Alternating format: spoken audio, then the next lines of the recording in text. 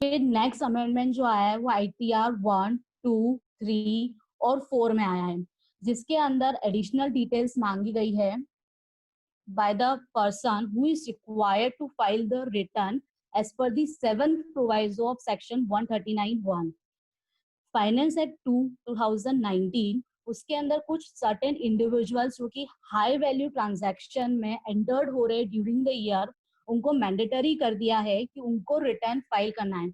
जो पहले exemption limit की वजह से रिटर्न फाइल नहीं करते थे, लेकिन ऐसे एसएसी अगर उनने during the previous year 1 crore या 1 करोड़ से ज्यादा डिपॉजिट करा है बैंक के अंदर या कोऑपरेटिव बैंक में, या 2 लाख से ज्यादा उन्होंने फॉरेन ट्रेवल में इंकर करा है, या 1 लाख से ज्यादा का इलेक्ट्रिसिटी का बिल का पेमेंट करा है, तो उनको 7th प्रोवाइजो ऑफ सेक्शन 139(1) के हिसाब से रिटर्न फाइल करना मैंडेटरी है, भले उनकी income during the previous year below the exemption limit है। तो इस चेंज को जो फाइनेंस एक्ट में आया है उसको ITR फॉर्म में उन्होंने नया एक शेड्यूल दिया है, जिसके अंदर आपको कितना अमाउंट डिपॉजिट करा है करंट अकाउंट में, कितना आपने इंकर करा है फॉरेन ट्रेवल में, और कितनी अमाउंट आपने इलेक्ट्रिसिटी बिल का पेमेंट करा है, उन सब की डिटेल्स आपको नए ITR फॉर्म में देनी है। नेक्स्ट जो चेंज आया है वो ITR 1 टू ITR 7 आया है। इसके अंदर आपको ऑप्शन दिया गया है कि आप पैन और आधार को इंटरचेंजेबली यूज कर सकते हैं। फाइनेंस एक्ट 2019 ने sub section 5E to section 139A में अमेंडमेंट लाया था, जिसके अंदर एसएससी को अलाउ करा था कि वो आधार और पैन को इंटरचेंजेबली यूज कर सकते हैं। मतलब अगर पर्सन को पैन अलॉट कर दिया है या उसके पास पैन अलॉट नहीं हुआ है और उसके पास आधार है, तो वो पैन की जगह पर आधार नंबर फर्निश कर सकता है। वैसे ही जिन लोगों को पैन अलॉट है और अगर उन्होंने उस पैन को लिंक से आधार से लिंक कर रखा है, तो वो जहाँ जहाँ इनकम टैक्स के ट्रांजैक्शंस में आपको पैन नंबर कोड करना है, वहां पे वो आधार नंबर कोड कर सकते हैं। बहुत सारे शेड्यूल से ITR में जहाँ पे हर जगह ये ऑप्शन दिया गया है कि पैन की जगह आप आधार यूज कर सकते हैं। पहले सिर्फ हर जगह पैन लिखा होता था, अब उस पैन वर्ड को सब्स्टिट्यूट कर दिया है पैन और आधार से। तो एसएससी सारे एसएससी जहाँ जहाँ ऑडिटर की डिटेल्स मांगी है या टेनेंट की डिटेल्स मांगी है या corner of the house property की मांगी है, उस जगह वो आधार नंबर भी उनका प्रोवाइड कर सकते हैं। तो अगर कोई person income tax return file कर रहा है एज अ रिप्रेजेंटेटिव, तो वहाँ पे वो आधार या पैन की जगह आधार कर सकता है। ऑडिटर के उसमें भी ऑडिटर का आधार मेंशन कर सकता है। जहाँ पे डेटर्स जिनका हम 1 लाख से ज्यादा अगर हम बैड डेब्ट्स क्लेम करते हैं, वहाँ पे हम डेटर्स के आधार नंबर मेंशन कर सकते हैं। Co owner of the house property, tenant of the house property, अगर किसी ने इमूवेबल प्रॉपर्टी परचेज करी है तो जहाँ पे बायर का पैन नंबर मांगते हैं, वहां पर भी हम आधार नंबर मेंशन कर सकते हैं।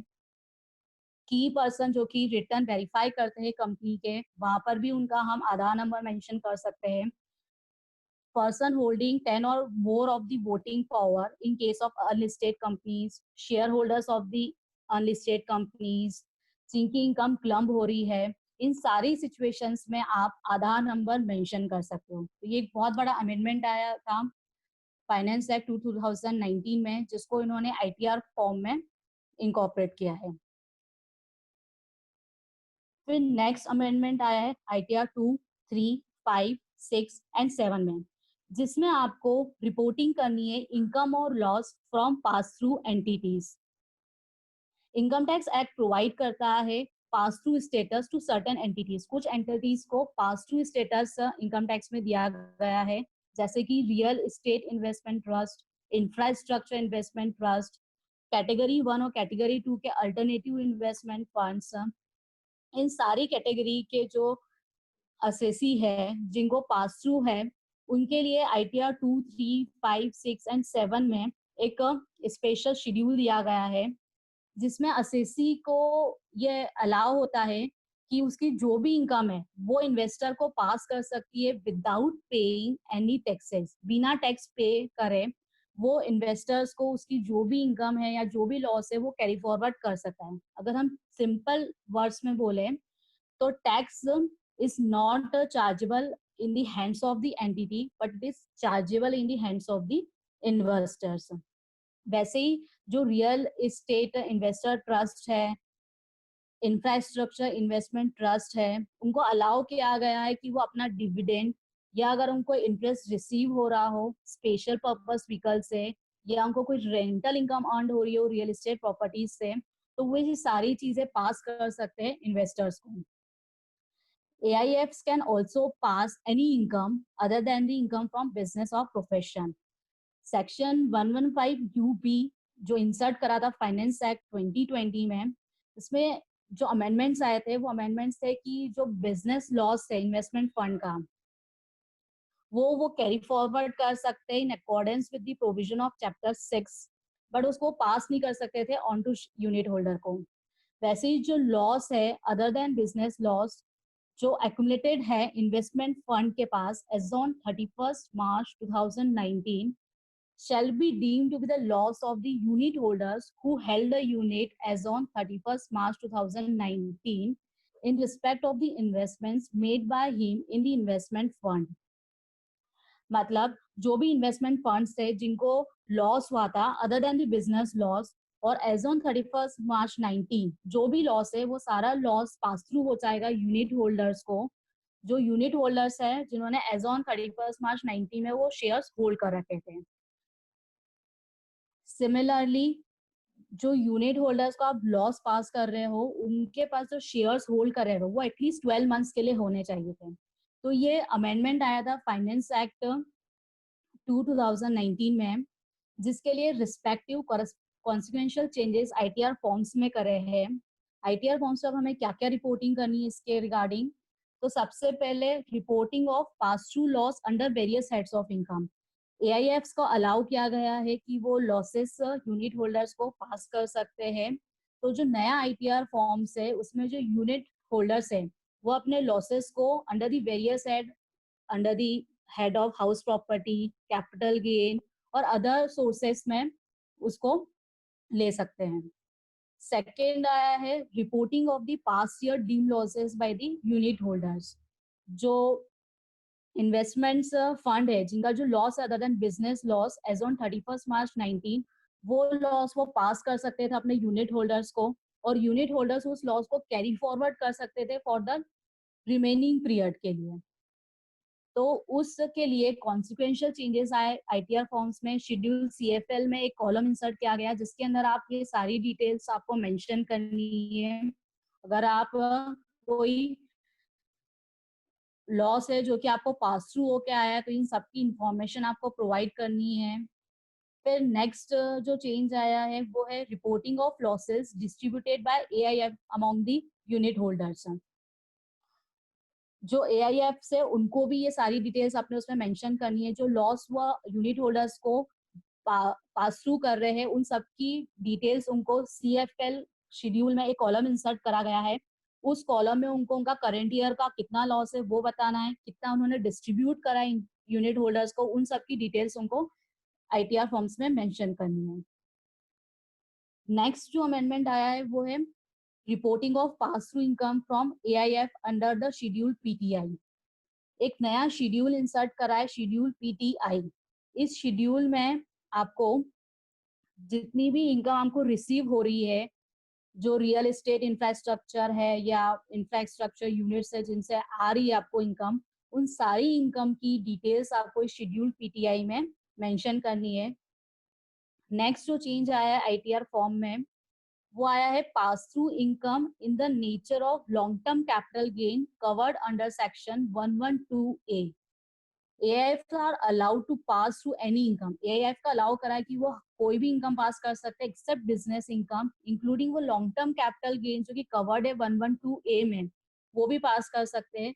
तो उसके लिए रेलेवेंट चेंजेस करे फॉर्म में शेड्यूल CG में करा है, शेड्यूल SI में करा है और शेड्यूल PTI में जहाँ पे ये इनकम रिफ्लेक्ट होगी।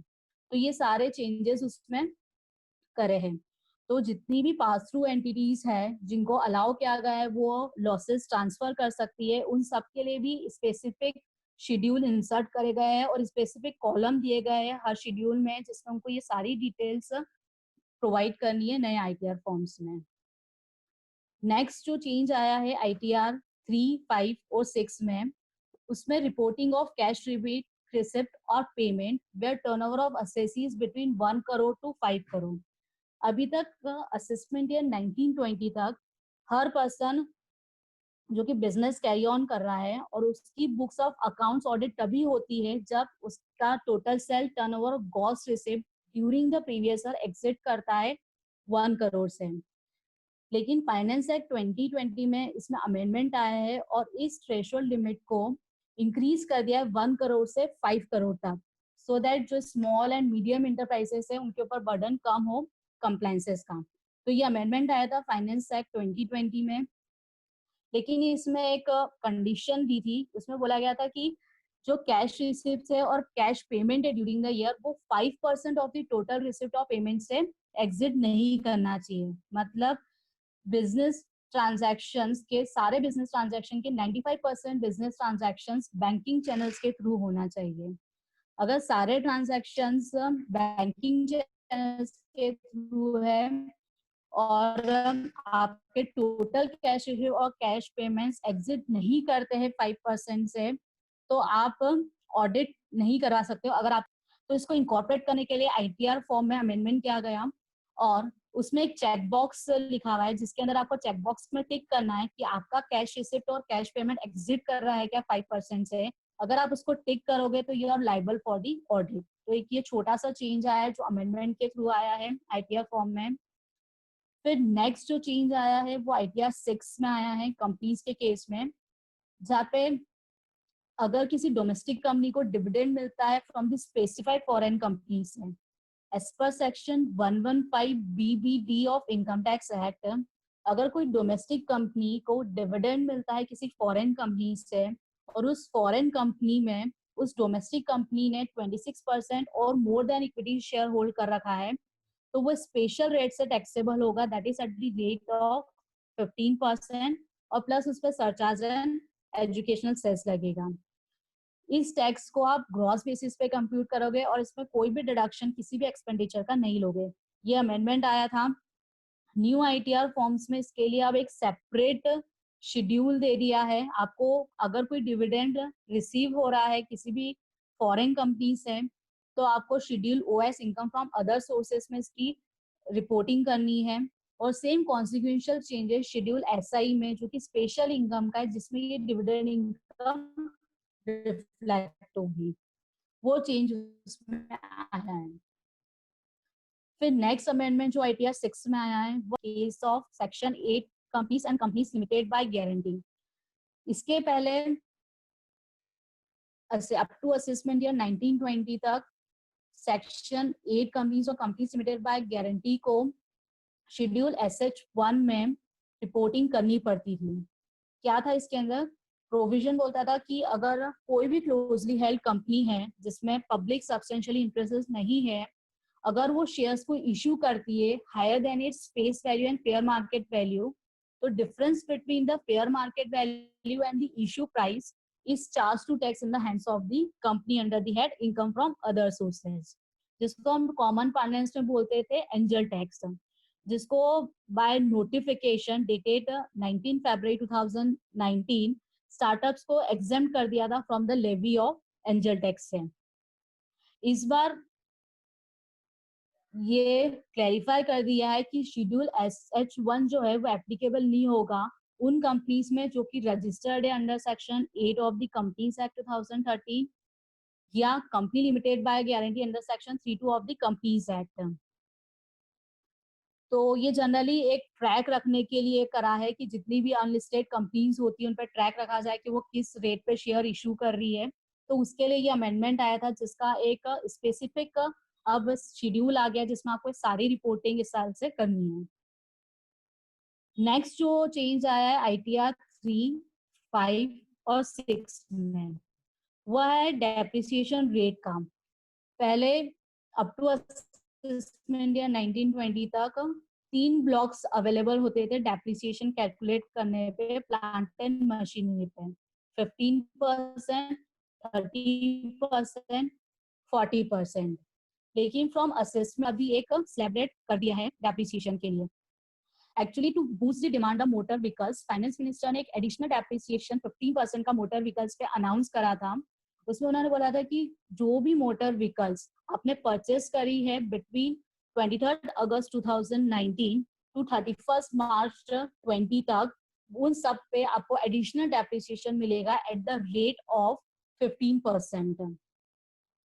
तो इसमें जो चेंज आया है वो 45% का है। तो अब ऐसा रहेगा कि motor cars other than use in a business of running them on hire, उस पे 15% एप्रिसिएशन है। Motor cars other than use in a business of running them hire acquired between 23 August and 31 March 20 and is put to use on और before 31 March 20, तो उस पर भी 30% रहेगा।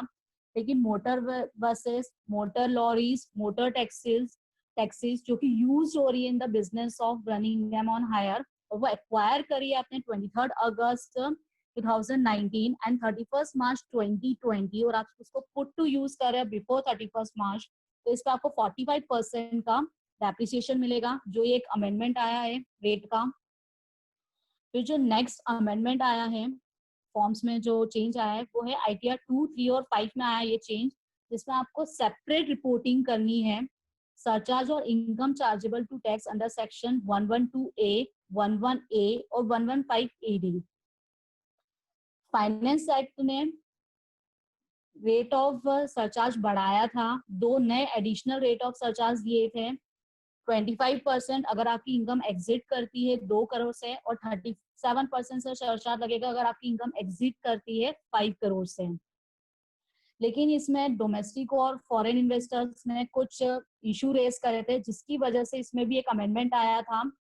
और जो एनहेंस्ड रेट ऑफ सरचार्ज है 25% और 37%, वो विड्रॉ कर लिया था इंडिविजुअल्स पर, HUF पर, AOP, BOI and artificial judicial person पर। तो इससे रिलेटेड जो रिस्पेक्टिव अमेंडमेंट आया था, बाकी सब पे जो एडिशनल रेट ऑफ सरचार्ज है वो लगेगा। तो considering this non applicability of enhance surcharge on this specified income, इस स्पेसिफाइड इनकम के लिए ITR फॉर्म में रिवीजन हुआ है, रिवाइज करा है, और एक सेपरेट कॉलम उसमें इंसर्ट करा है फॉर सेपरेट रिपोर्टिंग मांगी है अगर कोई भी इनकम चार्जेबल है अंडर सेक्शन 11A, 112A और provided to section 115AD sub clause 2 and 3 में। फिर जो नेक्स्ट ITR में चेंज आया है वो ITR 3, 5 और 6 में आया है, जिसमें reporting of residuary income which is chargeable to tax as per DTAA। DTAA के हिसाब से ये चेंज आया है। इसमें कुछ इनकम रहती है जैसे कि इंटरेस्ट, जो कि असेसी के हाथ में चार्जेबल रहती है, एप्लीकेबल जो हमारे इनकम टैक्स रेट्स है उसके हिसाब से। लेकिन DTAA में अगर वो बेनिफिट लेना चाहता है तो वो रिड्यूस्ड रेट पर भी अपनी इनकम दिखा सकता है। तो इसके लिए अब एक सेपरेट शेड्यूल दिया गया है। शेड्यूल OS में अब एसएससी के पास एक ऑप्शन रहेगा, अगर वो DTAA ऑप्ट करना चाहता है तो उसको सिलेक्ट करके अपनी इनकम वहां पे शो करेगा।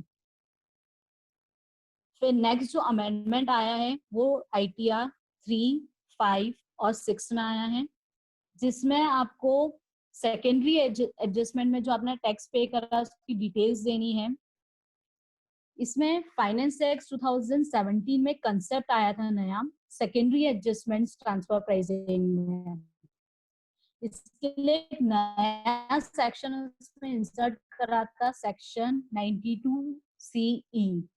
इसके अंदर अगर असेसी ने प्राइमरी एडजस्टमेंट कराए, कुछ केसेस आए, इसमें था कि अगर असेसी की इनकम इंक्रीज हो रही है या उसका लॉस रिड्यूस हो रहा है प्राइमरी एडजस्टमेंट से, तो जो एक्सेस मनी अवेलेबल है एसोसिएट इंटरप्राइजेस के पास, वो अगर रिपेट्रिएट कर देते हैं इंडिया में विद इन द टाइम जो कि प्रिस्क्राइब करा हुआ एक्ट में, तो अगर वो रिपेट्रिएट कर देते तो ठीक है। अगर वो रिपेट्रिएट नहीं होता है विद इन द टाइम में, तो उसको डीम्ड माना जाएगा कि वो टैक्स पेयर ने एडवांस दिया है अपने एसोसिएट इंटरप्राइजेस को, और उस एडवांस के ऊपर इंटरेस्ट कैलकुलेट होगा और टैक्स पेयर को उस कैलकुलेटेड इंटरेस्ट के ऊपर टैक्स पे करना पड़ेगा।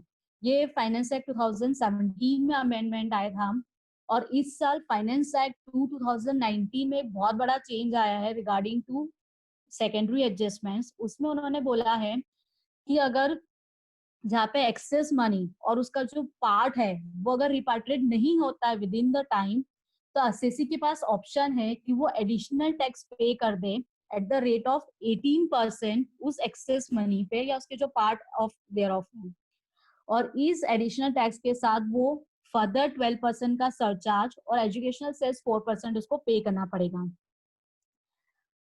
ये उसके पास असेसी के pass through the finance act की अमेंडमेंट आके ऐसा एक ऑप्शन आया है।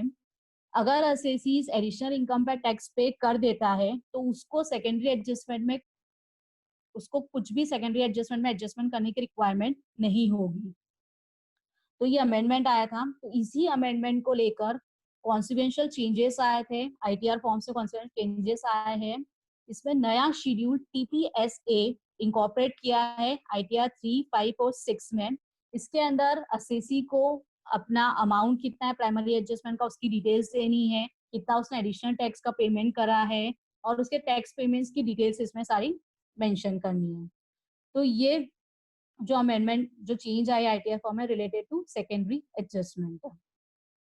फिर जो नेक्स्ट चेंज आया आईटीआर फॉर्म में वो आईटीआर 1 और 4 में आया है, जिसमें least of nature of employment को एक्सटेंड कर दिया है। पहले आईटीआर फॉर्म में 4 कैटेगरी दिखती थी इंडिविजुअल को सिलेक्ट करने के लिए कि उसका नेचर ऑफ एम्प्लॉयमेंट क्या है। उसमें government, public sector undertaking, pensioners और अदर था। इस ईयर उन्होंने जो गवर्नमेंट है उसको 2 पार्ट्स में डिवाइड कर दिया है, सेंट्रल गवर्नमेंट और स्टेट गवर्नमेंट, और टोटल 6 कैटेगरीज कर दी है, central government, state government, public sector undertaking, pensioners, others और नॉट एप्लीकेबल। देखिए छोटा सा अमेंडमेंट आया है आईटीआर 1 और आईटीआर 4 में जो सैलरी एम्प्लॉइज के लिए आया है। फिर जो नेक्स्ट अमेंडमेंट आया है वो आईटीआर 1 से लेकर आईटीआर 7 में आया है। वो है unique identification, unique document identification number का। अगर कोई भी असेसी, सीबीडीटी ने मैंडेटरी कर दिया था डिपार्टमेंट को कि उसको हर डॉक्यूमेंट में document identification number D mention करना मैंडेटरी है। और जब जो भी नोटिस इशू करेंगे डिपार्टमेंट वाले उस सब में डॉक्यूमेंट आइडेंटिफिकेशन नंबर मेंशन रहेगा। तो अगर असेसी रिटर्न फाइल करता है in response to any notice तो उस आईटीआर फॉर्म में उसको डीन मेंशन करना मैंडेटरी हो गया आपसे। अब जो भी आईटीआर फॉर्म में अगर आप किसी उसके रिस्पॉन्स से करोगे, आईटीआर मतलब नोटिस के रिस्पॉन्स पे करोगे तो आपको डॉक्यूमेंट आइडेंटिफिकेशन नंबर मेंशन करना मैंडेटरी हो गया है। नेक्स्ट जो अमेंडमेंट आया है वो आया है डिडक्शन से रिलेटेड, चैप्टर 6 के डिडक्शन से लेकर ये आईटीआर 1 से लेकर 6 तक में आए हैं अमेंडमेंट। इसमें जो सबसे पहला जो चेंज आया है वो सेक्शन 80EE और 80EE से रिलेटेड आया है। फाइनेंस एक्ट 2019 में एक नया सेक्शन आया था 80EA और 80EB, जिसके अंदर आप डिडक्शन क्लेम कर सकते हो इंटरेस्ट जो हाउसिंग लोन पे है और interest on loan taken for electric vehicles. तो इसका ही नेसेसरी चेंजेस जो रिक्वायर्ड था वो आईटीआर फॉर्म्स में आया है। आईटीआर फॉर्म से नए कॉलम इंसर्ट हो गए जिसमें आपके डिडक्शंस क्लेम कर सकते हैं। नेक्स्ट सेक्शन 80LA से रिलेटेड आया है। फाइनेंस एक्ट 2019 में एक अमेंडमेंट आया था सेक्शन 80LA में, जिसके अंदर जो आईएफएससी है उन लोगों को 10 साल तक डिडक्शन 100% अलाउ किया था आउट ऑफ 15 ईयर्स तक। इस अमेंडमेंट के पहले इस सेक्शन में डिडक्शन में जो था उसमें था कि फर्स्ट 5 कॉन्सिक्यूटिव ईयर्स में आपको 100% डिडक्शन मिलेगा और नेक्स्ट 5 कॉन्सिक्यूटिव ईयर्स में आपको 50% डिडक्शन मिलेगा। अब इस 50% को भी उन्होंने 100% कर दिया, टोटल 10 ईयर्स तक आपको 100% डिडक्शन मिलेगा। तो इसी के लिए एक सेपरेट कॉलम इसमें आईटीआर फॉर्म में इंसर्ट कर दिया है, जिसमें आप सेक्शन 80LA1 और 80LA1A कैपिटल ए का आप डिडक्शन क्लेम कर सकते हैं। तो नेसेसरी चेंजेस आईटीआर फॉर्म में है इससे रिलेटेड। फिर नेक्स्ट सेक्शन 80PA से रिलेटेड आया है। ये एक्चुअल में पहले ही आ चुका था अमेंडमेंट, लेकिन इसका आईटीआर फॉर्म में कोई चेंज नहीं आया था, लेकिन लास्ट ईयर आईटीआर यूटिलिटीज में इसका चेंज आ गया था। तो यूटिलिटी और नोटिफाइड फर्म्स को एट पार करने के लिए ये चेंजेस इस बार उन्होंने आईटीआर फॉर्म्स में भी लिया है। सेक्शन 80PA डील्स करता है डिडक्शन प्रोड्यूसर कंपनी को उसके एंटायर प्रॉफिट एंड लॉस जो उसको है 5 साल तक वो डिडक्शन क्लेम कर सकते हैं, और इसका टाइम पीरियड था कि वो 2018-19 से लेकर 2023-24 तक।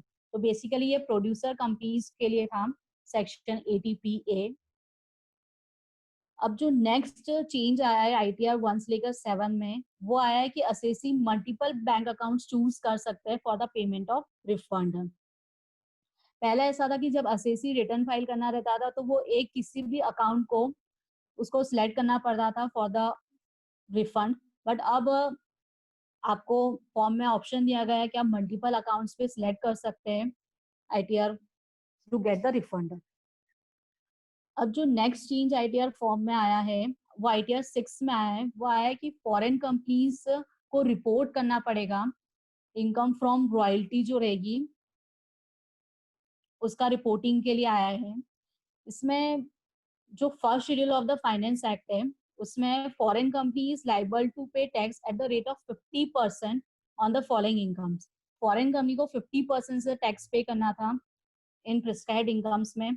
कौन कौन सी इनकम है? रॉयल्टी रिसीव फ्रॉम गवर्नमेंट और Indian concern in pursuance of an agreement made by it. Next, fees for technical services receive करते हैं गवर्नमेंट या इंडियन कंसर्न से। तो इन दोनों में फॉरेन कंपनीज को 50% से टैक्स पे करना था। तो नए ITR फॉर्म्स में फॉरेन कंपनी अगर कोई ऐसी इनकम अर्न कर रही है तो उसके सेपरेटली उनको रिपोर्ट करना पड़ेगा schedule OS income from other sources में। और कॉन्सिक्वेंशियल चेंज जो आया है वो शेड्यूल SI में आया है जो कि स्पेशल इनकम का है, जहाँ पे ये इनकम रिफ्लेक्ट होगी। बेसिकली सारे अमेंडमेंट्स आए ताकि गवर्नमेंट को सारी इंफॉर्मेशन फिल्टर होके मिल सके, तो इसलिए रिपोर्टिंग बहुत ज्यादा इस बार ITR फॉर्म्स में आ गई है। बहुत सारी चीजों पर रिपोर्टिंग्स मांगी है उन्होंने। फिर जो नेक्स्ट चेंज है वो ITR 6 में है। कंपनीज जो ऑप्ट कर रही है सेक्शन 115BAA और 115BAB, section 115BAA and section 115BAB finance act 2019 में एक अमेंडमेंट आया था जिसके अंदर डोमेस्टिक कंपनीज को एक स्पेशल टैक्स रिजीम्स दिया गया था, जिसको हमने बोला था अल्टरनेट टैक्स रिजीम्स है। उसके अंदर कुछ डिसअलाउंसेस थे। तो part A of the general schedule में एक ऑप्शन दिया गया है जहाँ पे असेसी, जहाँ पे कंपनी को ये चूज करना पड़ेगा कि वो ऑप्ट कर रहा है alternative tax regime under section 115BA, 115BAA and 115BAB।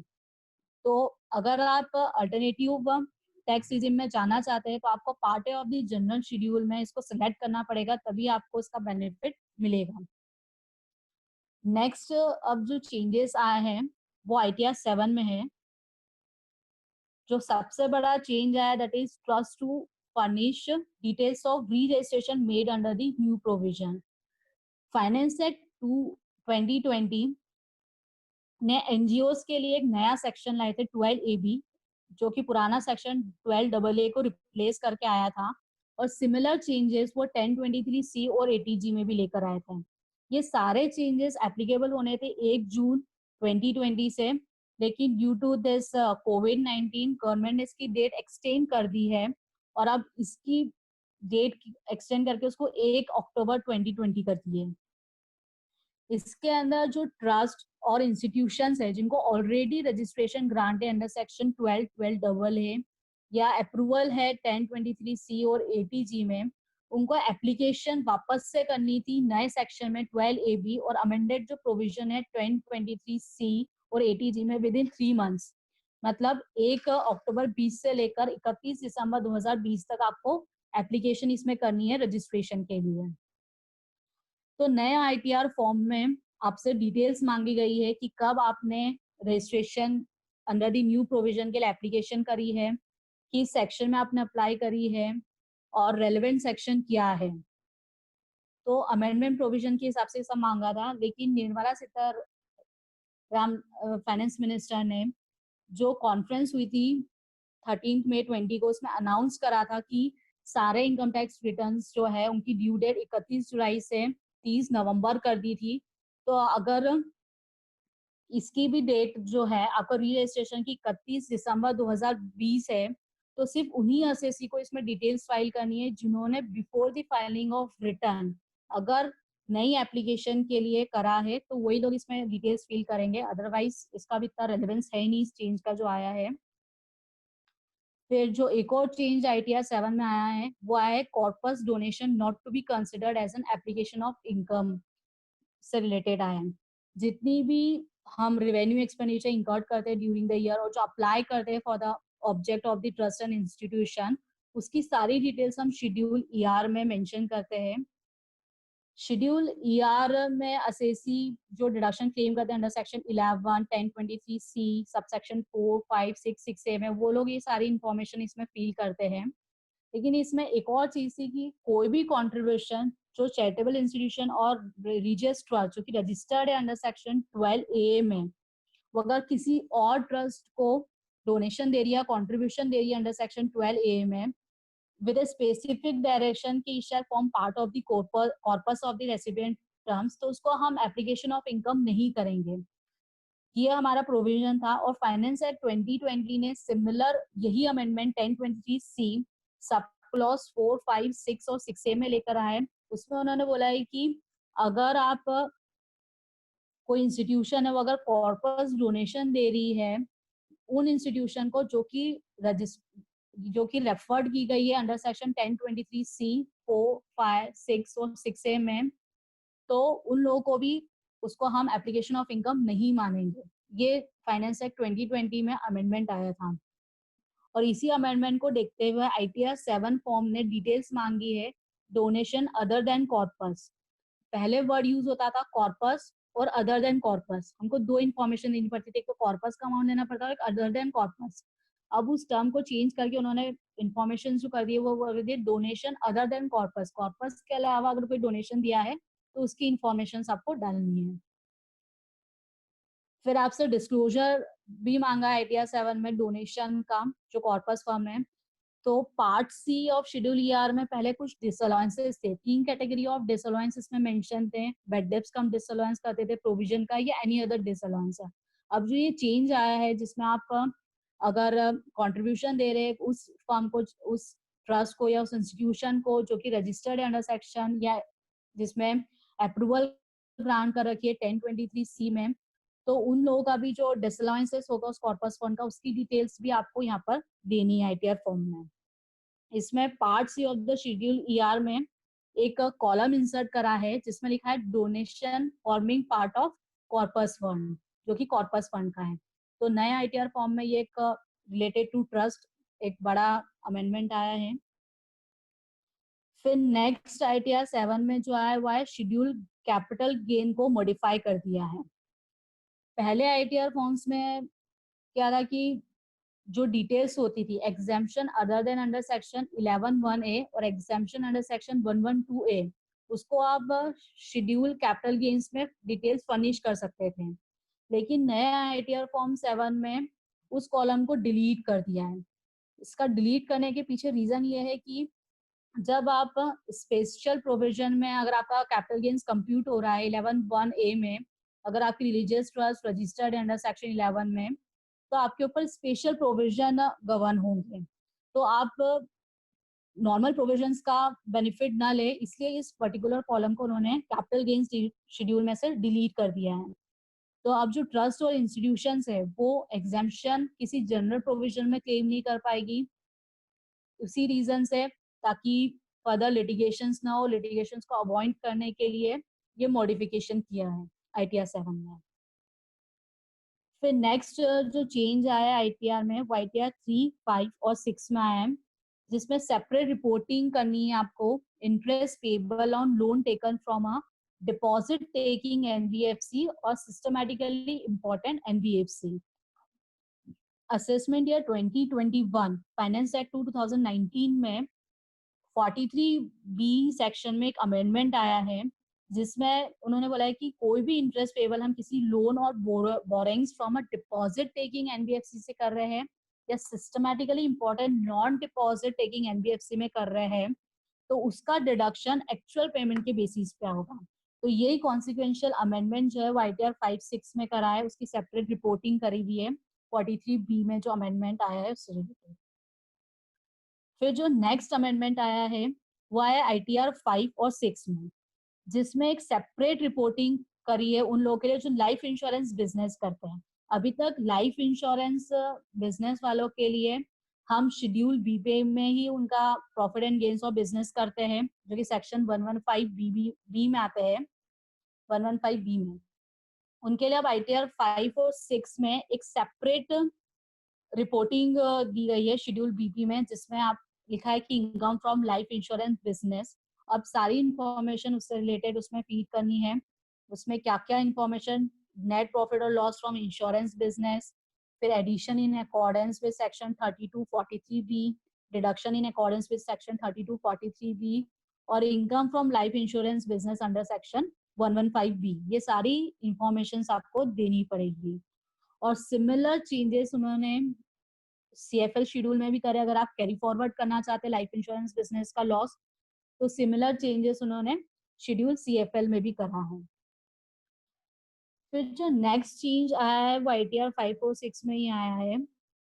आपको सेपरेट रिपोर्टिंग करनी है अगर आप income from units of mutual funds purchase in foreign currency. अभी तक ऐसा कोई था नहीं कि अगर आप फॉरेन करेंसी में म्यूचुअल फंड्स की यूनिट्स परचेज करें तो उसकी एक सेपरेट रिपोर्टिंग है।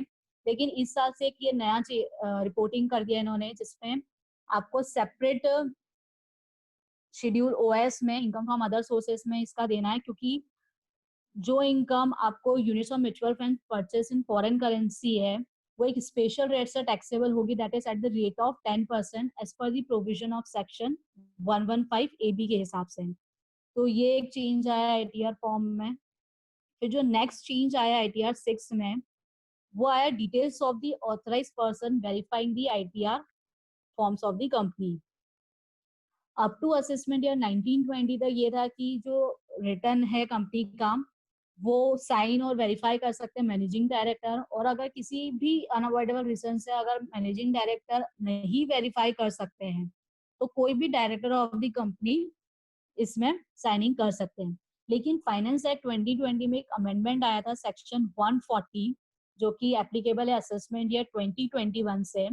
इसके अंदर उन्होंने मतलब एनी अदर पर्सन को भी प्रिस्क्राइब करा था, मतलब सॉरी एनी अदर पर्सन जो कि बोर्ड ने अगर प्रिस्क्राइब करा है वो वेरीफाई कर सकता है कंपनी के रिटर्न को।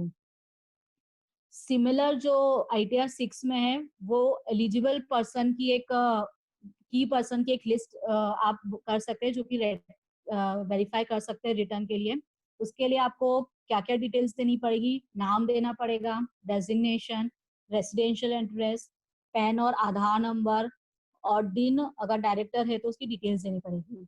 ये जो चेंज आया है फॉर्म है वो इसलिए आया ताकि सिर्फ एलिजिबल पर्सन ही इसमें साइनिंग कर पाए, वेरीफाई कर पाए कंपनी के उसमें।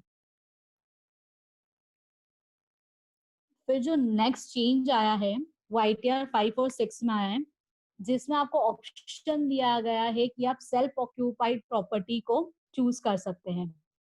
पहले जो शेड्यूल HP था उसमें असेसी को ITR 1 और 4 में 3 ऑप्शंस अवेलेबल होते थे, self occupied property, let out property and deem to be let out. लेकिन ये सिर्फ ITR 1 से लेकर 4 तक थे। अब ITR 5 और ITR 5 और 6 में सिर्फ 2 ऑप्शन आते थे, let out and deem let out. लेकिन सेक्शन 23 सब सेक्शन 5 में जो ये बोलता है कि अगर आपने कोई भी प्रॉपर्टी जो कि स्टॉक इन ट्रेड में रख रखी है और उस प्रॉपर्टी को आपने during the year let out करा है या part of the previous year let out करा है या लेट आउट नहीं करा है, तो annual property of such property or part of the property for the period up to 2 years from the end of the financial year in which the certificate of completion of construction of property is obtained। जब तक आपको 2 साल तक from the end of the financial year जब आपको certificate of completion of the construction property का मिल जाता है, अप टू 2 इयर्स तक आप उस प्रॉपर्टी की वैल्यू नहीं ले सकते हो। तो इस प्रोविजन को कंसिडर करते हुए ITR फॉर्म 5 और 6 जिसमें पहले सिर्फ 2 ऑप्शन अवेलेबल थे, let out and deem let out, उसमें एक अमेंडमेंट करके एक और लेकर आ गए। उसमें सेल्फ ऑक्यूपाइड प्रॉपर्टी का भी ऑप्शन आ गया, जिसके अंदर आप चूज करके उस एनुअल प्रॉपर्टी उस प्रॉपर्टी की एनुअल वैल्यू नील ले सकते हैं। तो ये एक ITR 5 और 6 में आया है शेड्यूल HP में ये चेंज आया है। फिर जो नेक्स्ट अमेंडमेंट आया हुआ है ITR 5 और 6 में, इसके अंदर option to claim an exemption under section 54 EE removed. Schedule CG capital gains में एक रो थी जिसके अंदर आप section 54E the investment made in the long term specified assets का था, जिसमें सेंट्रल गवर्नमेंट को कोई फंड नोटिफाई करना था। लेकिन अभी तक सेंट्रल गवर्नमेंट में कोई भी ITR फॉर्म नोटिफाई नहीं करे, इसलिए जो सेक्शन था 54 EEE डबल ई इसको डिलीट कर दिया है। फिर जो नेक्स्ट अमेंडमेंट आया है वो अमेंडमेंट आया है ITR 6 में, उसमें रिपोर्टिंग ऑफ शेयरिंग को ओन्ड लैंड एंड बिल्डिंग का आया है। कंपनी के केस में आया है, अगर कंपनी को कोई भी कैपिटल गेन हो रहा है from the sale of land और बिल्डिंग, तो वो उसको शेड्यूल CG में रिपोर्ट करते हैं। अब इसमें उनको साथ में एक एडिशनल भी करना है कि उनका क्या शेयर है लैंड में और बिल्डिंग में इन केस ऑफ ओनरशिप, उसकी भी उसको डिटेल्स मेंशन करनी है। जो नेक्स्ट अमेंडमेंट आया ITR 6 में, वो उन्होंने नो अकाउंट केस वाला जो शेड्यूल होता है इसको डिलीट कर दिया है। जनरली इंडियस जो कंपनीज रहती है उनको बुक्स ऑफ अकाउंट्स मेंटेन ही करनी पड़ती है, तो उस सिचुएशन में जो नो अकाउंट केस शेड्यूल है वो कोई बेसिस नहीं था, कोई सिग्निफिकेंस नहीं था, तो उन पार्ट को डिलीट कर दिया है। छोटा सा अमेंडमेंट है इसमें। फिर नेक्स्ट जो चेंज आया ITR फॉर्म में वो ITR 2, 3, 5 और 6 में आया है। इसके अंदर रिपोर्टिंग ऑफ द ट्रांजैक्शंस करनी है जो कि टैक्सेबल अंडर सेक्शन 112A और 115 AD में है। इसमें नए शेड्यूल्स इंसर्ट हुए हैं, शेड्यूल 112A और 115 AD, जिसके अंदर आपको जो सिक्योरिटीज टैक्स पेयर सोल्ड कर रहे हैं ड्यूरिंग द ईयर जो कि टैक्सेबल है अंडर सेक्शन 112A और 115 AD में, उसकी डिटेल्स देनी है। हालांकि ये शेड्यूल्स जो थे वो पहले ही मतलब ये चेंज अमेंडमेंट पहले ही आ गया था, लेकिन असेसमेंट ईयर 1920 में जो ITR फॉर्म्स नोटिफाई हुए थे उसमें ये शेड्यूल्स नहीं आए थे, बट यूटिलिटी में सेम अवेलेबल थे, तो टू ब्रिंग द पैरिटी ये एक ITR फॉर्म में चेंज आया है। फिर जो नेक्स्ट चेंज आया है वो ITR 3 और 6 में आया है, that is disallowance under section 40BA। Section 40BA does not allow the deduction to the association of person or body of individuals in respect of any interest, salary, bonus, commission or remuneration paid to a member. तो नए ITR form में एक reporting एक schedule P&L में एक column दिया है जिसमें आपको डिसअलाउंस अंडर सेक्शन 40B है। सिमिलर डिसअलाउंस आप 40B में करते हैं जहाँ पे सैलरी, बोनस, कमीशन, रेमुनेशन जो कि आप पार्टनर को पे करते हैं वो अलाउ नहीं होता इन the hands of partnership firm, वो कवर था। बट 40BA का ऐसा कोई ऑप्शन अवेलेबल नहीं था जो कि ऑल्सो डिसअलाउ करता है डिडक्शन जो कि association person body of individuals को अगर आप कर रहे हैं in respect of interest salary payment, तो उसका डिसअलाउंस का कोई ऑप्शन अवेलेबल नहीं था।